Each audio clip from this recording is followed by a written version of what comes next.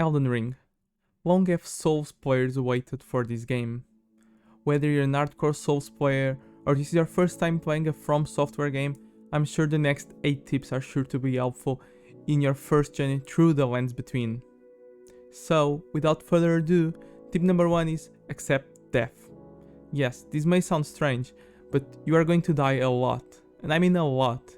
Death is part of the core gameplay of Elden Ring, but there is no need to fear death, as it's only a minor setback on your journey.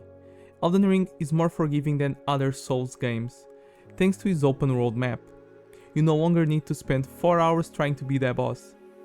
In this game, you're encouraged to explore, and you should, as the things you will find will without a question help you. When you die, you will lose all the runes you are carrying, and the only way to get them back is to pick them up again. Elden Ring makes this job easier, because it marks on your map and compass where your runes were lost, so you know where to go in order to pick them up.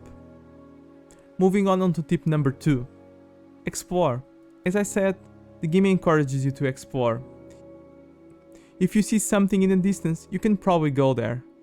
During your exploration, you might find hidden dungeons, rare items and bosses and a lot more. Exploring is not mandatory. If you feel like rushing through the story, you can, but let me tell you, you'll be missing out a lot of the content of the game. In my case, I had 20 hours already before fighting the first mandatory boss, and no, I don't mean this boss. While still on the topic of exploring, the next tip is use your map. The map of Elden Ring is vast and it can be easy to feel lost or overwhelmed, but don't fret, as the map comes with a marker system, and you can place up to 100 different markers. This can be used to mark NPCs, dungeons, or just a waypoint. In this case, the latter are your standard markers.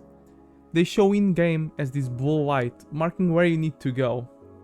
The map can also show you the best places for multiplayer. This way, you will know where to invade or help other people depending on your level. The map also has a function to mark graces you choose. In my case, I use it to mark graces in the dungeons I have not completed. This way I can always remember where I still need to explore. Moving on to tip number 4. Summons. You probably know that you can summon other players or NPCs in your game to help you fight. But Elden Ring has a very distinct mechanic from other Souls games. In one end, yes, you can still summon your friends to help you, but if you're like me and you don't have a friend 24/7 to help you, Elden Ring's got your back. Spirit summons are a new introduction to the game. You'll get access to these very early, and you'll find them extremely useful. Whether you need some extra damage fighting a boss, or you just need someone to distract the horde of enemies chasing you, spirit summons are there for you. There are over 60 spirits for you to choose from, and you can try them and choose the ones you like the most. Don't worry, as you can upgrade them during the course of the game so they get stronger. In order to use spirit summons, you want to look out for this icon on the left of your screen. This indicates that you can use your spirit summons. Note that you can only summon one spirit summon in any given situation, and these are disabled during online play. To use them, simply select the spirit you want, and you will ring the bell and summon them if you have the necessary MP. Have fun trying out the summons. In my case, I really like the Lone Wolf Ashes, as they are quick and can distract enemies for longer, but they don't do a lot of damage. Tip number 5 is crafting. Don't forget about crafting. In order to be able to craft items, you need to buy the crafting kit from this merchant at the beginning of the game, and it costs 500 runes. In the start, you'll be only able to craft a handful of items, and you might not find them very useful. But during your exploration, you are guaranteed to find one of these cookbooks. These will expand your crafting knowledge, granting you access to more items. There are over 30 different cookbooks, so keep your eyes open when exploring. My top items to craft are the Holy Bombs, as they deal solid damage to skeleton enemies and stop them from reviving, and Fire or Bleed Weapon Coating. This allows me to have that extra advantage against enemies and bosses. But you might find other items more useful depending on your build.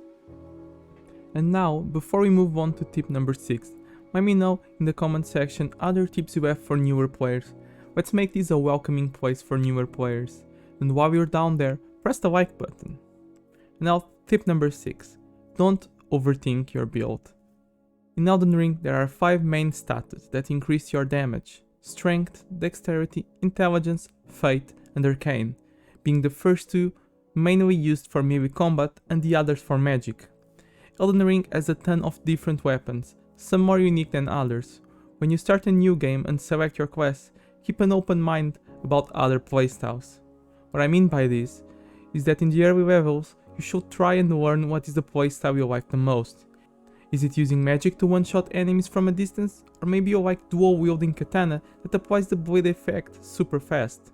Either way, experiment with the things the game gives you, as there is a lot of cool things that you might miss if you don't try. When you reach a higher level in Elden Ring and you have a build in mind, the game allows you to reattribute all your points again. This way you can create different and more optimized characters. Note that the item needed is limited, so be careful when changing your character. Tip number 7 is buy the torch. Yes, this may sound stupid, and you might think having the torch is useless, as it deals very low damage and you won't use it. And you will be correct, but the torch is your only way to illuminate the dark dungeons in the early game. And not only that, but the torch is a great weapon to use to deal with these annoying enemies. So definitely pick up the torch when you meet the merchant. It's only 200 runes and definitely worth it. And the last tip is bloodstains and messages. During the course of the game, you'll see a lot of bloodstains and messages. Bloodstains are these marks on the ground. You'll find them very common during the game. These marks where another player died. Interacting with these allows you to see that player's actions before dying. This can be useful to scout information of what's to come, like an ambush for example. However, most of the bloodstains I have come across are just players jumping off cliffs, so don't expect much from every bloodstain. On the other hand, messages. Messages are these white marks on the ground. You will also find them everywhere, even in places you didn't expect. Elden Ring message system is a way of players to communicate.